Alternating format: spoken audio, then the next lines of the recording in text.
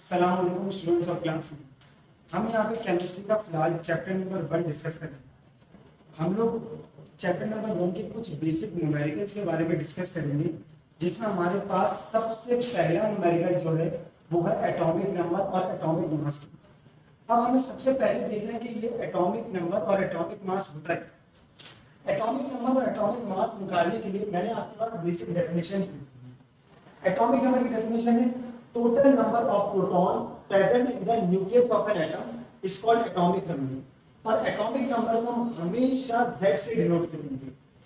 Atomic mass की definition है आपके पास sum of protons and neutrons present in the nucleus of an atom is called atomic mass, और इसको हम डिनोट करते हैं A से। आपके पास इसको कैलकुलेट करने का फॉर्मूला है A is equal to Z plus M। अब आप लोग पूछेंगे प्रोटॉन्स, इलेक्ट्रॉन्स और न्यूट्रॉन्स होते क्या हैं। अब आप लोगों ने एटम के बारे में पढ़ा। एटम आपके पास सबसे स्मॉलेस्ट बेसिक यूनिट कहलाता है। अब प्रोटॉन, इलेक्ट्रॉन और न्यूट्रॉन है, बिल्कुल ये कोई भी एक एटम है आपके पास। इसके न्यूक्लियस के अंदर हमने क्या लिया है यहाँ पे total number of protons present in the nucleus of an atom.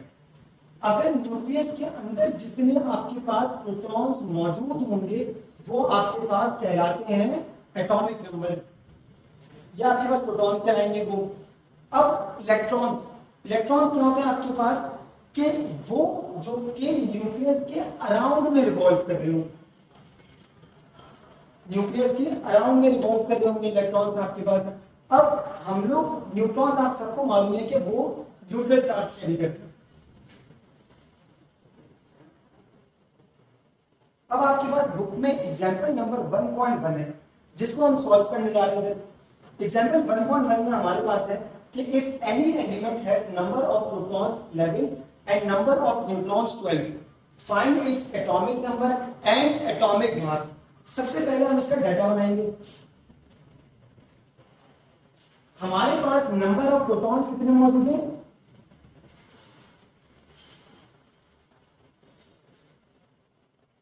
11 और number of neutrons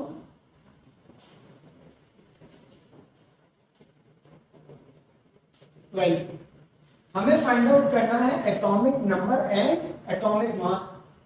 atomic number and atomic mass. अब इसको कैलकुलेट करना मैंने आप लोगों को बताया कि एटॉमिक नंबर को हम किस तरीके से कैलकुलेट करेंगे, इसकी डेफिनेशंस के मुताबिक। जैसे एटॉमिक नंबर की डेफिनेशन है total number of protons present in the nucleus of an atom. Means सवाल में जितने प्रोटॉन्स आपके पास मौजूद होंगे उतने ही आपके पास एटॉमिक नंबर होंगे। अब आपके पास सवाल में नंबर ऑफ प्रोटॉन्स कितने हैं? 11, तो आपके पास एटॉमिक नंबर भी 11 ही रहेगा। अब एटॉमिक मास को कैलकुलेट करने का फॉर्मूला मैंने आपको यहां पर बताया।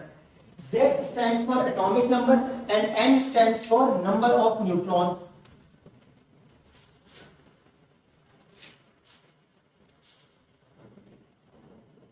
A is equal to Z plus N. Z आपके पास क्या है? 11 and number of neutrons 12. तो आपका आंसर आ रहा है 23। ये एग्जाम्पल 1.1 थे आपको। अब एग्जाम्पल 1.2 में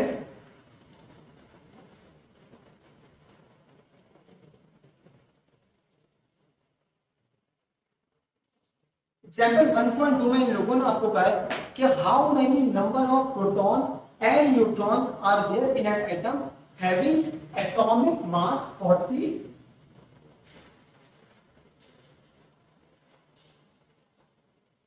आपके पास एग्जाम्पल 1.2 में एटॉमिक मास क्या है? 40 एंड एटॉमिक नंबर 20 मौजूद है, और आपसे कहा गया है कि आप प्रोटॉन्स और न्यूट्रॉन्स कैलकुलेट करके बताएं।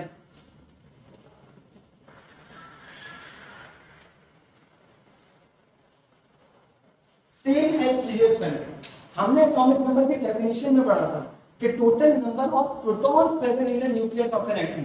मींस हमारे पास जितने ही एटॉमिक नंबर होंगे उतने ही प्रोटॉन्स होंगे हमारे पास। सो P इज इक्वल टू 20। ये हमारे पास एटॉमिक नंबर की डेफिनेशन से हमें पता चला। अब आपके पास न्यूट्रॉन निकालने का बेसिक फॉर्मूला था, A is equal to Z plus N। Atomic mass आपके पास क्या है 40, एटॉमिक नंबर क्या है 20, और आपको न्यूट्रॉन कैलकुलेट करना है। ये प्लस हो रहा है, इधर आकर माइनस।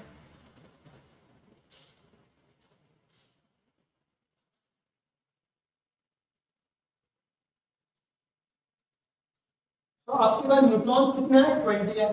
अब ये तो आपके पास एग्जांपल्स कैलकुलेट करके बताई गई है। अगर इन केस आपको इंडिविजुअली किसी भी एटम का नंबर ऑफ प्रोटॉन्स, इलेक्ट्रॉन्स और न्यूट्रॉन्स कैलकुलेट करने होंगे तो वो किस तरीके से होंगे मैं आपको बताता हूं। जैसे हम लोग एग्जांपल लेते हैं यहां पे ऑक्सीजन की, 16 अब आपसे कहा जाए कि यहां पे नंबर ऑफ प्रोटॉन्स, इलेक्ट्रॉन्स और न्यूट्रॉन्स आप बताएं।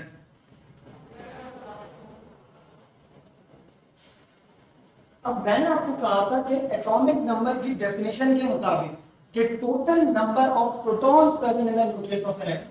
अब आपके पास आपको कैसे पता चलेगा कि यहाँ पर एटॉमिक नंबर क्या है और atomic mass?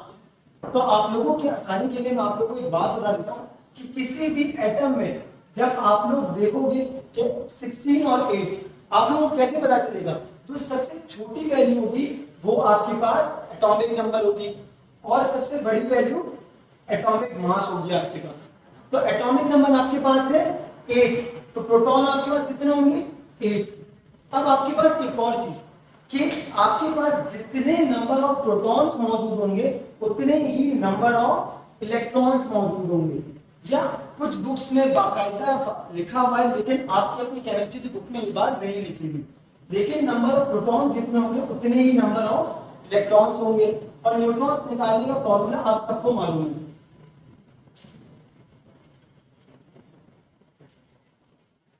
16 minus 8 is equal to 8। हम मजीद एग्जांपल्स की तरफ चलते हैं।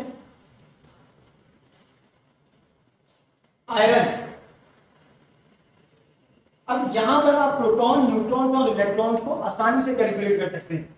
जैसे यहां पर प्रोटॉन्स कितने 28 एज पर एटॉमिक नंबर, और ये आपके पास एटॉमिक मास, इलेक्ट्रॉन्स 28। और जब आप न्यूट्रॉन्स निकालने जाओगे तो सेम एज 56 माइनस 28, आंसर 28 है आपके पास।